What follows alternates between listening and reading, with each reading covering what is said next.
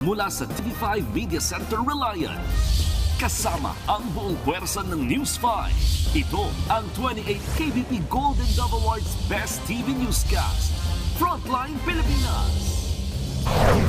Sa Pulsa CCTV, DJ na sakay ng pick-up, niraprat ng riding in tandem sa gasolinahan. Balae ko, mahal ko. Pulis ha! Pulis ha! Tapa! Tapa! Tapa na! Tapa! Tapa! Tapa! Tapa! Tapa! Tapa! Tapa ka! Tapa! Kami sa likod! Magbalae na may relasyon, nauwi sa masalibot na hiwalayan at pagpapakalat ng malaswang video. Trahedya naman sa Baguio ang sabul sa video. Nakaparadang truck na yan, nahulog sa bangin matapos magka-landslide. Eto na nga, ang pinakamalaking music countdown sa bansa, kasado na. 5 jocks iahatid ang next era ng OPM.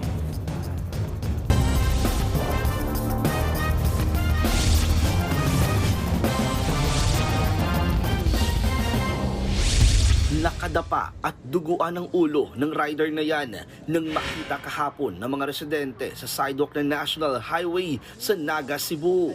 Katabi niya ang katumbang motor, habang sa di kalayuan may isa pang nakadapa. Base sa investigasyon, pauwi na sana ang biktima sa Cebu City nang mawalan ito ng kontrol at sumemplang. May okasyon daw sila, mga lasing, parehong nakainom. Sa lakas ng impact, wasak ang helmet ng rider kaya napuruan siya sa ulo. Dead on arrival siya sa ospital. Sugatan naman ang kanyang back ride at nagpapagaling na rin sa ospital. Basag naman ang bungo at halos mabura ang muka ng lalaking yan sa barangay San Jose, San Miguel, Iloilo. Nagulungan siya ng dump truck matapos makatulog malapit sa gulong dala ng sobrang kalasingan. Kwento ng driver na atras na niya ang truck nang biglang sumigaw ang pahinante na may tao sa ilalim. Hindi raw nila ito agad napansin dahil madilim noon. Sa huli, nagkaareglo naman ang driver at kaanak ng biktima. Nagbabalita mula sa Frontline, Janarua, News 5, Visayas! Dalawa ang patay nang mahulog sa bangin ang sinasakyan nilang loader sa Benguet. Habang sa Baguio, sa pulsa video ang pagkakahulog ng truck nang magkaroon ng landslide. Nasa Frontline na balitang yan si Mon Gualvez. Masdan ang nakaparadang trailer truck. Tumagilid ito hanggang sa unti-unting bumagsak kasama ng gumuhong lupa. Nangyari yan sa Suelio Village sa Baguio sa kasagsagan ng pag-ulan nitong Martes. Wala namang nakasakay noon sa truck. May nadamay na isang bahay pero walang nasaktan. Nakalikas kaagad ang mga nakatira nang makita ang mga bitak sa bahay. Sa La Trinidad, Benguet, patay na nang makuha ang katawan ng dalawang road workers na tumutulong sa paglinis ng mga kalsadang naapektuhan ng landslide. Yan ay matapos mahulog ang sinasakyan nilang loader sa bangin na may lalim na 160 talampakan. Nakasakay doon noon sa scoop ng loader ang dalawa. Sa baba ng Cosbang Road, doon po nila naramdaman yung mechanical problem po. Tapos, yun po is yung sa loose brakes. Nung binangga niya po sa may riprap ng sa gilid ng kalsada, pero hindi kinaya ng loader. So, parang tumalbog yung ganun. Tapos, dumiretso po yung loader pababa. Naiuwi na sa kanilang pamilyang labi ng mga biktima. Itinuturing silang bayani sa gitna ng sakuna. Nagpapagaling naman sa ospital ang dalawang nakaligtas sa aksidente. Nagbabalita mula sa Frontline, Mon Gualvez, News 5. Showbiz, eto na nga! Mga kapatid, eto na nga ang mga maiinit na showbiz balita ngayong Huwebes. In full circle na talaga ang music career ng Harana pop heartthrob na si Dylan Menor. And just today, inirelease na nga ang official music video ng kanyang single na Maghapon. Sasamahan ka sa pag-iisa.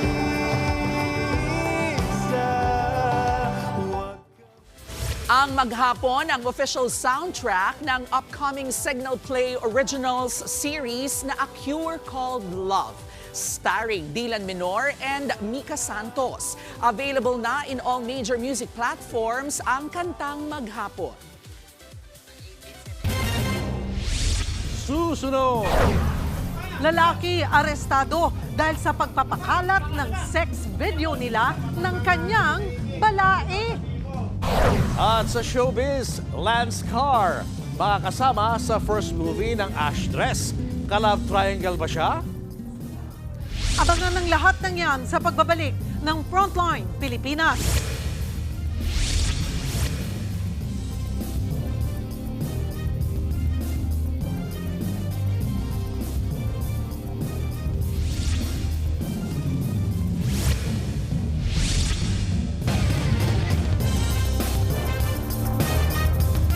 Mga kapatid, Julius Babaw po, nasa Middle East o saan mang dako ka ng mundo, manatiling may alam at may pakialam sa mga mainit na balita dito sa ating bansa. Simulan po natin ang bawat araw sa tuloy-tuloy na balitaan sa Frontline. Mag-follow at mag-subscribe sa social media pages ng News 5.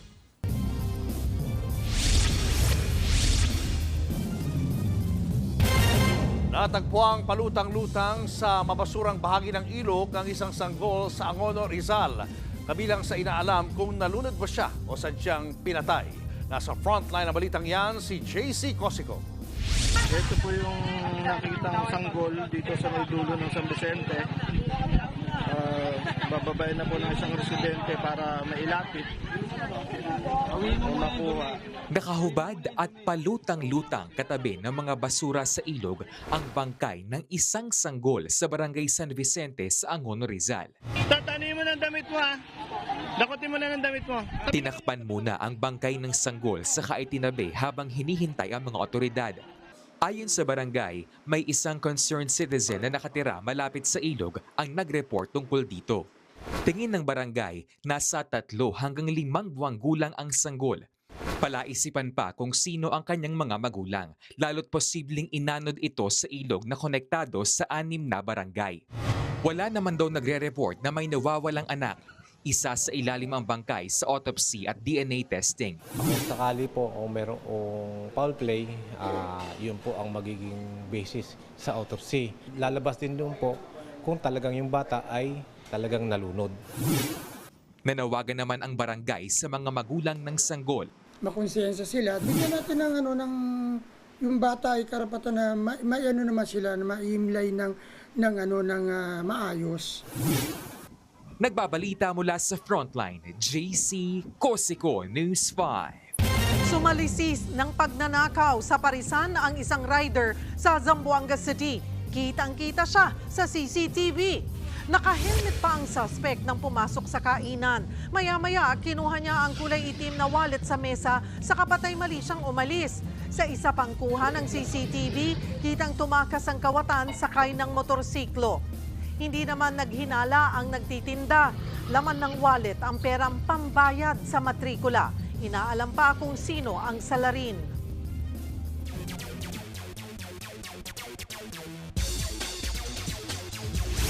May aabangan pa rin ang NBA fans ngayong off-season dahil present sa Eurobasket 2025 ang ilang NBA players. Kabilang na dyan si Denver Nuggets Nikola Jokic na maglalaro para sa Serbia. Present din si Giannis Antetokounmpo at kapatid niyang si Kostas para naman sa Team Greece. Inaasahan din magpapakitang gilas para sa Slovenia si Luka Doncic. Minsan na niyang dinala ang team sa championship noong 2017. Isa ang Eurobasket sa pinakamalaking tournament ng FIBA sa Europe. Gaganapin ito mula August 27 hanggang September 14 this year. Showbiz, eto na nga! Eto na nga, 2 months na lang at showing na sa mga sinehan ang first movie ni na Ashton Olviga at Andres Mulak. At posibleng may eksena raw ng love triangle. Nasa frontline ng balitang yan, si MJ Marford. Lanscar entered the chat. Narito na ang bagong makakasama ng Ashdress. Fresh from his successful Wattpad series na Avenues of the Diamond with Aubrey Caraan. Magiging parte ng highly anticipated Ashdress movie na minamahal, 100 bulaklak para kay Luna ang heartthrob na si Lance. Excited ako na makatrabaho si Ashton and Andres kasi sila talagang rising stars ngayon sa industry. First time I'm working outside of my comfort zone. Ongoing ang film ni na Andres Mulak at Ashton Olviga. Ito naman ang pasilip ni Direk Jason Paul Laksamana sa look test ng Ashdress. Inaabangan na ng fans ang cast reveal kaya big deal ang announcement ni Lance. Pa-teaser pa niya. Ang character name ko is Eugene. Are you gonna be a love triangle there? Abangan nyo na lang. Mas abangan nyo na lang. Showing na sa September 24 ang Minamahal, 100 bulaklak para kay Luna. Nagbabalita mula sa Frontline, MJ Marfori, News 5. Susunod, 14 million pesos na halaga ng mga alahas at cash nilimas sa isang mall. At mister ni Rufa May Quinto na si Trevor Magallanes, pumanaw na. Yan at iba pa sa pagbabalik ng Frontline Pilipinas.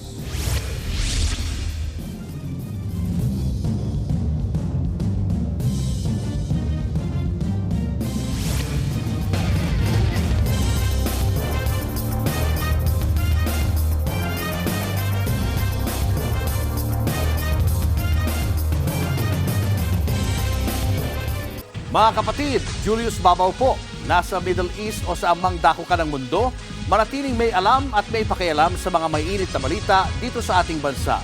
Simulan po natin ang bawat araw sa tuloy-tuloy na balitaan sa Frontline. Mag-follow at mag-subscribe sa social media pages ng News 5.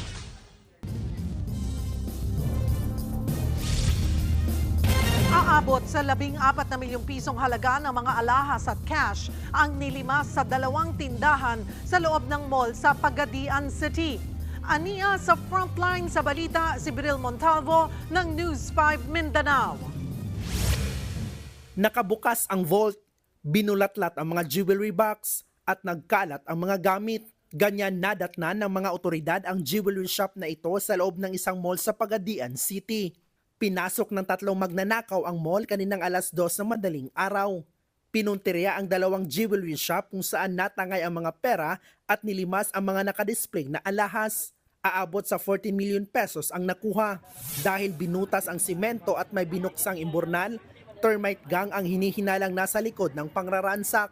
Nagbigil sila, papasok ng mall, then nagbulobas sila dun sa bodegan. Yun ang ginamit daan papunta dun sa target nilang jewelry shop. Na-recover sa loob mismo ng mall ang mga bakal na ginamit sa pagnanakaw. Patuloy ang backtracking ng mga CCTV sa lugar para matunton ang mga salarin. Nagbabalita mula sa Frontline, Bril Montalvo, News 5, Mindanao.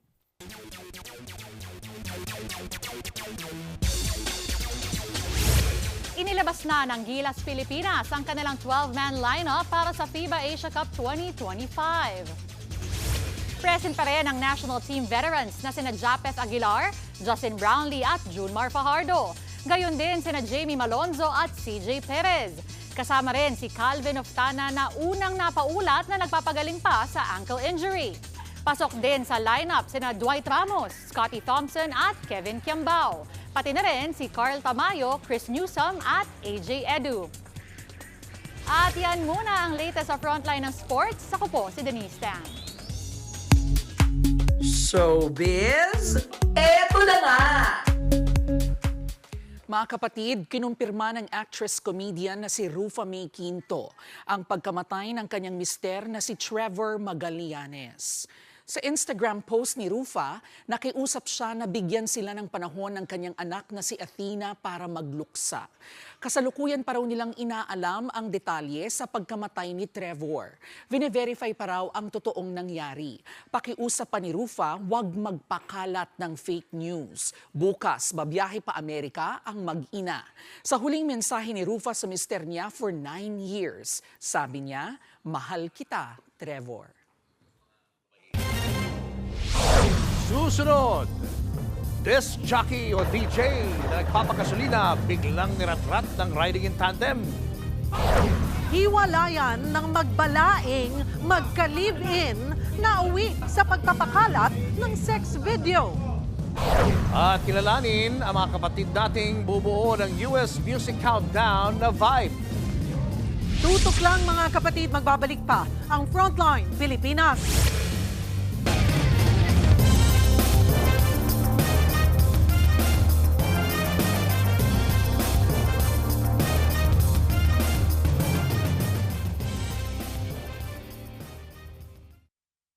Mga kapatid, Cheryl Cosim po.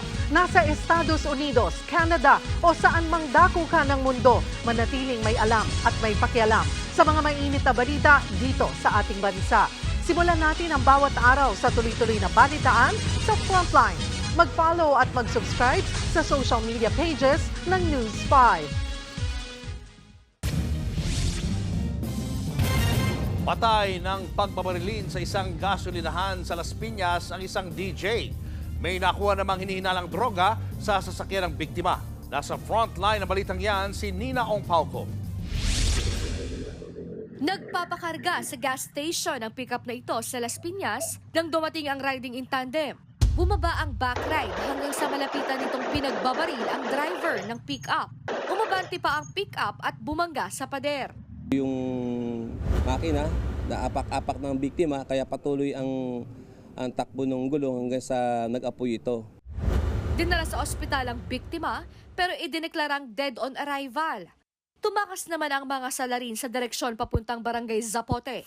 Sa inisyal na investigasyon, isang freelance disc jockey o DJ ang biktima. Posible raw na may kinalaman sa illegal na droga ang krimen. But before dalhin yung biktima sa ospital, nagkataon meron siyang hawak na sa sachet na may powderized substance. So, suspectedly, maybe illegal drugs. Meron din mga natagpo na mga marami sachet na same, containing a powderized substance din. Isinasailalim na sa laboratory examination ang nakuhang hinihinalang droga. Tumanggi na magpa-interview sa harap ng kamera ang ina ng biktima pero sinabi nito na wala raw silang maisip na motibo sa pagpatay. Pinaghahanap na ng mga otoridad ang mga salarin. Nagbabalita mula sa Frontline, Nina Ong Pauco, News 5. Sa kulungan ng bagsak ng isang lalaking nagpakalat ng sex video nila ng kanyang balae. Hindi raw kasi matanggap ng suspect ang kanilang hiwalayan. Nasa frontline ng balitang yan, si Brian Castillo.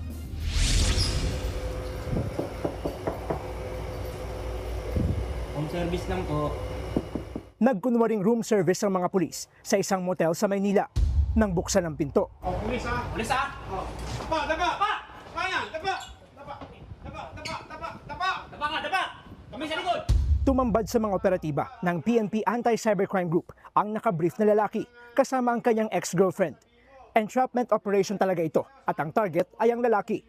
Base sa investigasyon, balain ng suspect ang kanyang 46 years old na ex. Kumbaga, mag-asawa ang mga anak nila. Nagsumbong ang babae sa mga pulis matapos ikalat ng 57 years old na suspect ang kanilang sex video. 6 na taon na raw na magkarelasyon ang magbalae. Bagamat 4 na buwan pa lang silang magka-live-in at parehong walang asawa. Hindi alam ng biktima na patagong binivideohan ng suspect ang kanilang pagtatalik. Matagal na raw gustong makipaghiwalay ng biktima. In the course of their relationship, so nagkaroon ng mga psychological violence, physical and financial abuses. Nitong Hunyo ay tuluyan ang nakipag-break ang babae pero ayaw daw pumayag ng lalaki. Doon na niya ipinakalat ang mga masiselang larawan at video. Yung nude video niya ay pinopost sa different social media platform at marami na yung nakakakita, mga kaibigan nitong babae at siya ay patuloy na pinipilit para ipagpatuloy yung kanilang relasyon. Sinusubukan pa namin kunin ang panig ng suspect. Mahaharap siya sa reklamong grave coercion at paglabag sa Anti-Photo and Video Voyeurism Act na may kaugnayan sa Cybercrime Prevention Act. Nagbabalita mula sa Frontline. Brian Castillo, News 5. Ipinasara ang isang iligal na punerarya sa Santa Cruz, Maynila. Napisto ang tambak na mga bangkay kasama ng mga nakatira sa isang bahay. Nasa frontline ng balitang yan si Ian Suyo. Pinasok ng mga tauhan ng Manila Health Department at Manila North Cemetery ang isang punerarya sa Santa Cruz, Maynila. Inireport sa kanila ang puneraryang ginagawang opisina, morgue at bahay. Kung nasaan ang kusina, naroon din ang morgue. May mga bangkay sa sulok. Nakita rin ng isang bangkay na naka-body bag. Wala sa cold storage kahit hindi pa na-eembalsamo. Malinaw na paglabagyan sa Samut-Saring Health and Sanitary Code. Wala rin naipakitang kaukulang permit ang punerarya. No business permit, yung sa address nila ngayon, sa ginagawa yung no sanitary permit, walang mga health certificate yung mga tao. So illegal yung ginagawa nila, may illegal morgue. Wala po doon dahil health hazard po yun. Napag-alaman ding hanggang 100,000 pesos ang sinisingil ng punerarya at hindi marerelease sa pamilya ang bangkay hanggat hindi pa fully paid. Agad ipinasara ang punerarya na Body and Light Funeral Services. Kakagaling nga lang natin sa mismong punerarya nitong Light and Body Funeral Services at nakausap natin yung ilang mga tauhan pero tumanggi silang humarap sa kamera. Ito yung mismong nagsisilbing opisina, tirahan, pati na rin morgue, yung loob ng parlor na yan, ng funeral parlor na yan. At ayon nga sa mga otoridad, 10 bangkay o cadaver ang nakuha nila. Ayon sa isang residente, 2022 pa lang ay napapansin na nila ang masangsang na amoy mula sa punerarya. Naamoy namin pero syempre hindi naman namin alam yung amoy ng mga ganun. So wala kami idea. Ang alam namin before, nagme-make up lang ganun. Kinuha ng Manila North Cemetery ang 10 bangkay at inilipat sa ibang punerarya. Sasagutin ng Manila LGU ang pagpapalibing sa mga hindi nakukuhang bangkay. Paiigtingin din ng Manila City Health Department ang inspeksyon sa mga punerarya sa lungsod. Nagbabalita mula sa Frontline, Ian Suyu, News 5.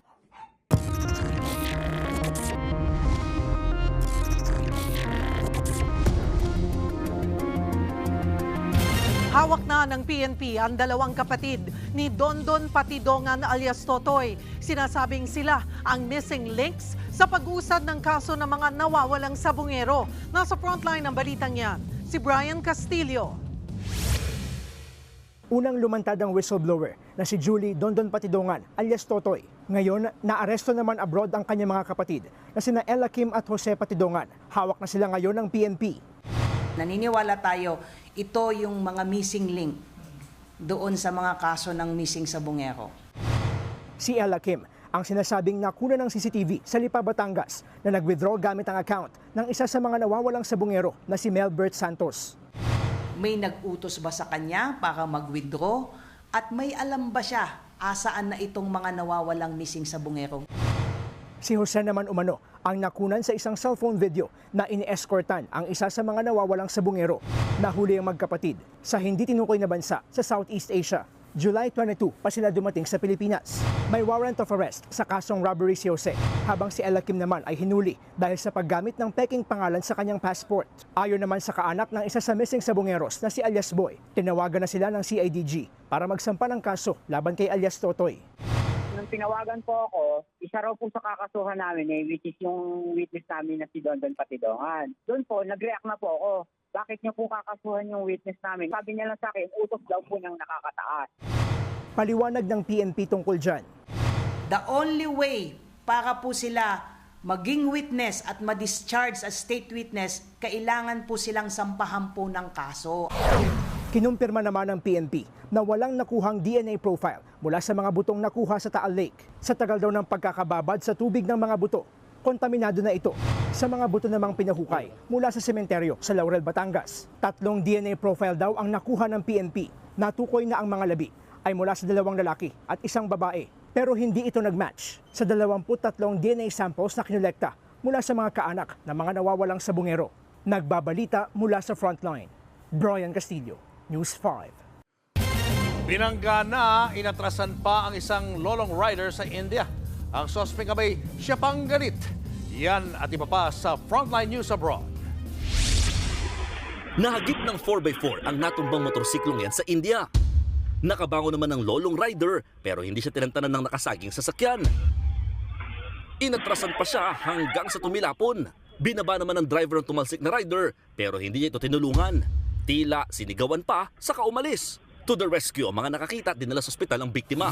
Base sa investigasyon, sinadya ang pananagasa. Posibleng dati nang may alitan ng dalawa. Tinutugis na ang driver. Sa gasolinang ito naman, biglang nang araro ang isang pampasaherong bus. Nabangga ang isang SUV. Muntik ding maipit ang ilang nasa gas station. Isang sugatan.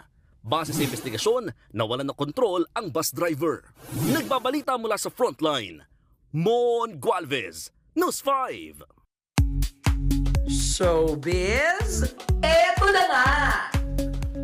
Mga kapatid, eto na nga, nagpiansa ang veteran showbiz anchor at columnist na si Christy Fermin para sa kasong libel na isinampa ni Bea Alonzo. sa programang Christopher Minutes sa 1PH. Nagbigay ng pahayag ang showbiz host tungkol sa kaso. Nabigla raw sila sa nangyari dahil walang natanggap na resolusyon ang kanilang kampo. Nalaman lang daw nila ang balita mula sa mga kaibigang manunulat at sa social media. Ang mahalaga po, mga kapatid, ay narito na po, may order na po, ang Branch 93, ang presiding judge po ay si Ma'am Cherry Chiara L. Hernando. Ayan, wala na po kayong dapat ipag-alala. Mga kapatid, ito pa nga, August na bukas, and it's giving love of OPM. Sa upcoming music countdown show ng TV5 na Vibe. Nasa frontline ng balitang yan, si News 5 digital producer Von Belinario. This is it! The Vibe is vibing! Opisyal nang ipinakilala ang mga kapatid nating bubuo sa newest music countdown in town. Full force sa mga Vibe jock na sina Ana Ramsey, Dylan Minor, Quinay Mercado, Kitch Minimoto, Ryle Santiago, Paulo Angeles, Joao Constancia, Maxi Andreson, kasama rin si Elijah Canlas. Lahat sila excited na sa new era of music countdown. Well, this is very special talaga para sa akin, kasi dito sa show na to, pinagsama-sama lahat yung love kong gawin, singing, hosting, performing. It's very important to highlight yung mga OPM, mga kapwa natin mga OPM, lalo na sa mga mahilig sa music. Si Maxi, thankful na maging mukha ng LGBTQIA+ community sa show. I'm very, very proud na meron tayong representation na sa ating community dito sa Vibe. Sina Ryle, Paulo, Joao at Kitch, kahit kilala sa aktingan at sayawan, mapapalaban sa hosting. Pangako ng Kapatid Network, mas paiigtingin na suporta sa OPM industry through this show.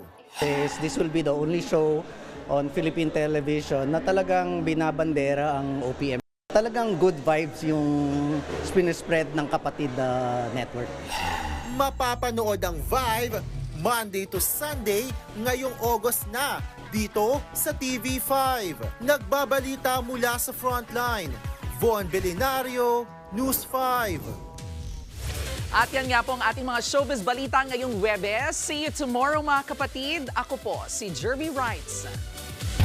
Congratulations sa ating mga Vibe jocks. Oo. At saka maganda dyan, sabi nga ni Mr. G, si GRZ, di ba? Sabi niya, ito mga kantang Pinoy. Napopromote ang OPM. OPM version ng parang MTV noon na may VJ. Mga hindi na nila alam yun. Tayo na lang nakakaalam nung kapo. Hindi parang audition noon ng mga MTV noong mga unang panahon. Wala akong katawan. Donita Rose, Di mo mga sexy rin yun? Donita Rose yun. Ito mga Gen Z na. Si Joey Mead, ang original noon. Si Joey ba nandun din? Ay, hindi mix. Ano yun? Mas mix luma yung sa akin. MTV Basta yata. nakasikat dyan si Donita Rose. MTV pala yung sa akin. Oo, kasi nag-Time Magazine cover pa siya. Oo, Donita Rose. Yan. So ngayon, ito, version natin. Oo, Kapatid lokal version. naman, lokal. Abangan natin ang Vibe ngayong pong Agosto. Congratulations! At yan ang mga balita at impormasyong dapat nyo malaman sa araw na ito. Mga balita para sa mga may alam at may pakialam. Abangan niya ulit kami bukas dito pa rin sa TV5 sa 1PH, RPTV, True TV at 105.9 True FM. Kami ang inyong mga kasangga sa Frontline Pilipinas.